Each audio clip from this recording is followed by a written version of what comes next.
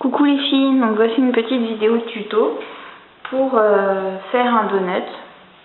Donc tout d'abord, vous aurez besoin de pâte Fimo couleur biscuit, donc que vous aurez fait vous-même. Donc moi je prends 3 quarts champagne, 1 quart ocre. Ensuite, vous aurez besoin de pâte de couleur de votre choix.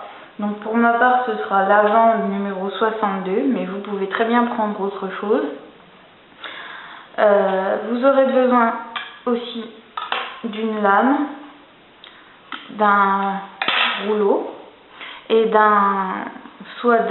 du bout d'un pinceau ou d'un stylo assez gros et d'un clou à œil pour l'accrocher. Voilà, donc on va passer au tuto. Donc vous prenez votre boule de pâte couleur biscuit, vous faites vraiment une boule, voilà, que vous aplatissez un peu, donc avec le doigt, hein, faut pas que ce soit une galette, faut que ce soit assez en relief, assez rond, voilà, à peu près comme ça.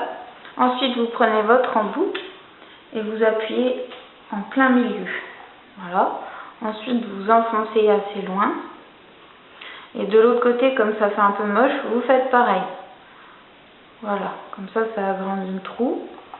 Pour celles qui le voudront, vous pourrez texturer et aussi faire un effet cuit comme vous le sentez. Moi, je ne le fais pas pour ces donuts là.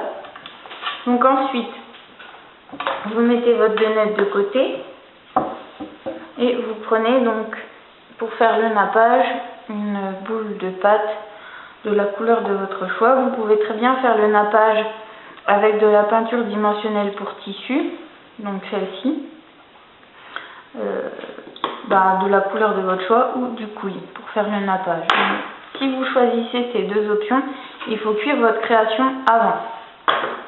Donc voilà, moi je prends donc de la pâte, je l'étale.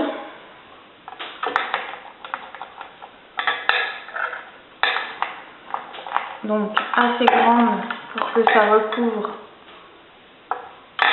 quasiment entièrement le donut. Voilà. Ensuite, je mets mon donut dessus. Je prends ma lame et je découpe irrégulièrement le tour du donut. Voilà. Ensuite, j'enlève le surplus et j'aplatis le tour de ma pâte pour pas que ça fasse des coupures nettes, pour vraiment que ça fasse un effet vraiment nappage et pas quelque chose de coupé.